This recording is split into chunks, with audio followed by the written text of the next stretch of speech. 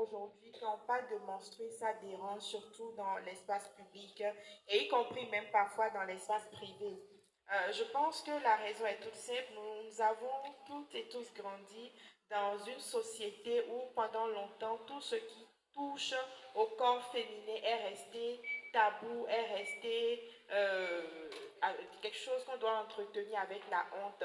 Et cette honte-là a grandi dans le système éducatif, dans l'éducation, et s'est transposée, que ce soit dans nos espaces publics, dans nos lieux de retrouvailles, dans les lieux de culte, dans les lieux de travail, et aussi à la maison, à l'école, dans la rue, un peu partout.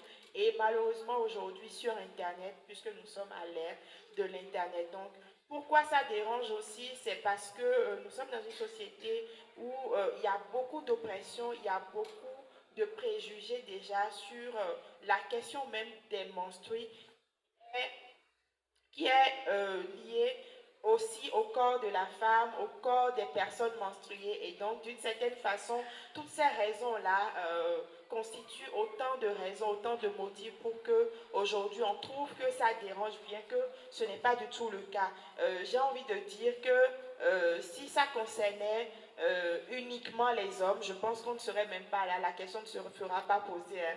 Mais malheureusement, parce que ça concerne en majorité le corps des femmes, ça reste une question tabou, ça reste une question qui dérange, ça reste ce qu'on connaît, ça reste aussi une question d'hygiène, alors qu'on doit dépasser la question de l'hygiène parce qu'aujourd'hui, il y a beaucoup de choses qui entrent en jeu quand on parle de menstrues. Quand on parle de menstrues aujourd'hui, il ne suffit pas de construire des latrines pour dire qu'on a contribué à la question de la dignité menstruelle. On va beaucoup plus au-delà. On tient compte de l'accès à l'eau, de l'accès aux soins. On tient compte de beaucoup d'autres choses. On tient compte aussi de l'environnement. Et c'est ça le travail que nous faisons aujourd'hui.